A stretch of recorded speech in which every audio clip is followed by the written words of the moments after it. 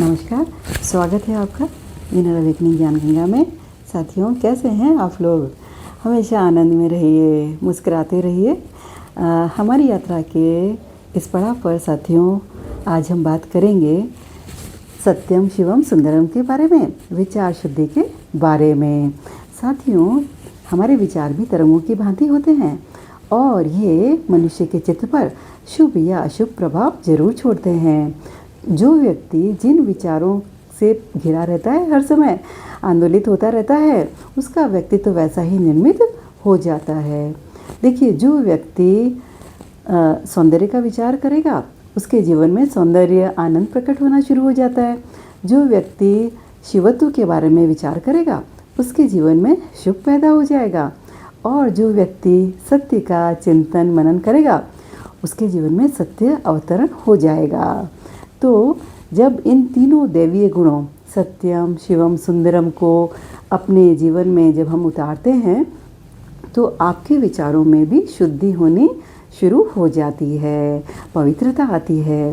साथियों, अब एक बार अपने बाबत ज़रूर विचार करें कि आप किस चीज़ पर निरंतर चिंतन करते हैं, किस चीज़ के संबंध में आप निरंतर चिंतन करते हैं। तो आप कारण ढूंढ लेंगे आपके व्यक्तित्व का। हम में से देखिए, अधिकतर लोग या तो धन के संबंध में विचार करते हैं, या यश के संबंध में विचार करते हैं, या फिर हमेशा काम के संबंध में ही विचार करते रहते हैं। हमारे विचार जो होती है ना, यानी हमारे विचारों की यात्रा धन, यश और काम के साथ ही चलती रहती है, लेकिन ये अशुभ विचार हैं, शुद्ध नहीं है। और जो व्यक्ति समझदार होते हैं, वो इन तीनों विचारों से नीचे उतर आते हैं, तब वे शुद्ध विचार में प्रवेश कर जाते हैं। तो यह प्रत्येक व्यक्ति के लिए विचारणीय है कि उसका केंद्रीय चिंतन क्षेत्र क्या है। 24 घंटे जिस बात पर आपका चित्त बार बार लौट कर आता है, वह आपकी केंद्रीय कमजोरी होगी। यदि आपका चित्त देखिए धन पे, यश पे, काम पे, है ना, असत्य, बेईमानी या धोखा देने पर बार बार लौट के आता है, तो और निरंतर इसका चिंतन करता रहता है, तो आप अशुद्ध विचार की स्थिति में हैं। क्योंकि हम इन विचारों को अशुद्ध इसलिए कह रहे हैं कि इस भांति इन विचारों का निरंतर चिंतन करते रहने से आप जीवन सत्य को कभी उपलब्ध नहीं हो पाएंगे। देखिए, शुभ विचार का अर्थ होता है सत्यम शिवम सुंदरम। ये तीन ही शुभ विचार के, शुद्ध विचार के केंद्र हैं। और धन, यश, काम ये अशुद्ध विचार के केंद्र हैं। देखिए, अशुद्ध विचार जो होते हैं ना, वो हमें बाहर लेके जाते हैं, और जो शुभ विचार होते हैं, वो हमें हमारे भीतर लेकर जाते हैं। आप जो चिंतन करते हैं ना, उसका जो लक्षण आपके छोटे छोटे दैनिक जीवनचर्या में दिखाई पड़ने शुरू हो जाते हैं। विचार बड़ी अद्भुत शक्ति है।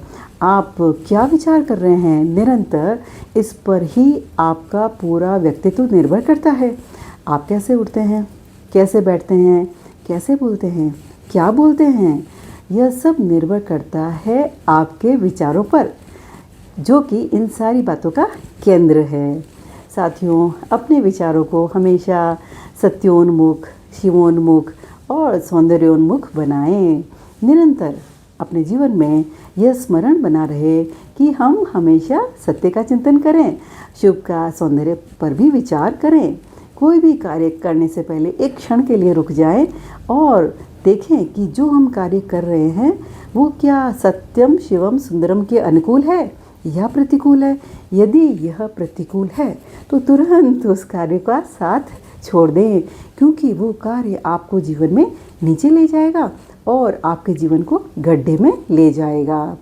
अपने विचारों की जो धारा होती है ना, इसको साहस से, प्रयास से, श्रम से, संकल्प पूर्वक हमेशा शुभ और सत्य की ओर ही लेकर जाएं, और इसके लिए हमेशा सजग रहें। इसका देखिए, जिसका आप सतत चिंतन करते हैं, यदि आप सत्यम शिवम सुंदरम का कर रहे हैं, तो इनमें से कोई भी एक केंद्र आपका जग जाएगा, सत्यम का, शिवम का या सुंदरम का। और यदि एक केंद्र आपके भीतर जग गया, तो शेष जो दो केंद्र हैं वो भी अपने आप जगना शुरू हो जाएंगे। और जैसे जैसे केंद्र सधने लगेंगे, वैसे वैसे पता है क्या होगा, आपके जीवन से विकृतियाँ और अशुद्ध विचार धीरे धीरे विलीन होना शुरू हो जाएंगे। साथियों, आप यह जान लें कि आपके सारे विचार जो है ना, वो बाहर से आते हैं।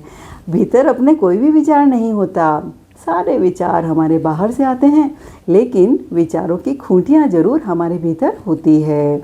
तो बाहर से विचार आकर इन खूंटियों पर टंग जाते हैं। देखिए, आपके पास जितने भी विचार हैं, वे सब विचार बाहर से ही आए हुए हैं। अब विचार की शुद्धि के लिए यह जानना जरूरी है कि हम सजग हों और जिस विचार को हम भीतर आने देना चाहते हों, सिर्फ उसी को भीतर आने दें, शेष को बाहर फेंक दें। हमें सजग रहना है उसके प्रति भी जो हर समय दिमाग में हमारे कचरा फेंका जा रहा है, कचरा डाला जा रहा है। देखिए, हम लोग इतने सोए हुए हैं कि हमें पता ही नहीं होता कि हम बाहर से क्या ले रहे हैं। हम सबको स्वीकार कर लेते हैं।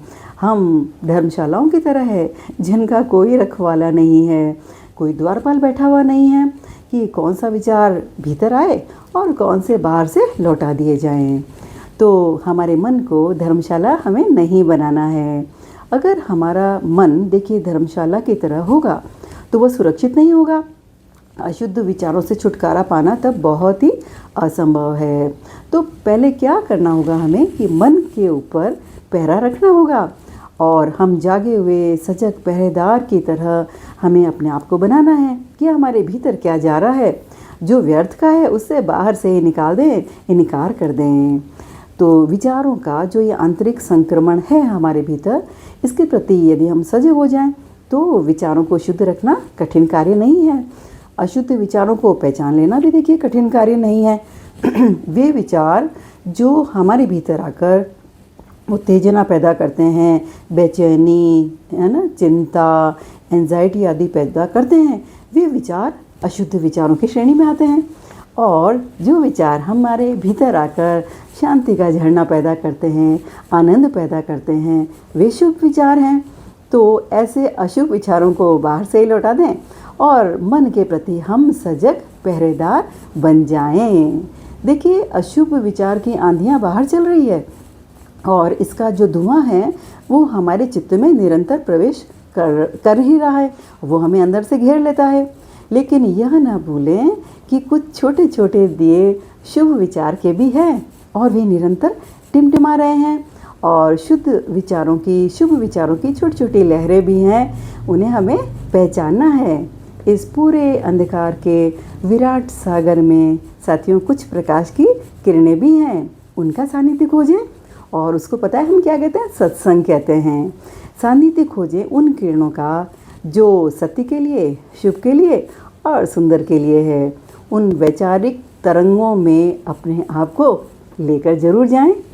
आज बस इतना ही साथियों, हम फिर मिलेंगे जल्दी अगली यात्रा पर। धन्यवाद।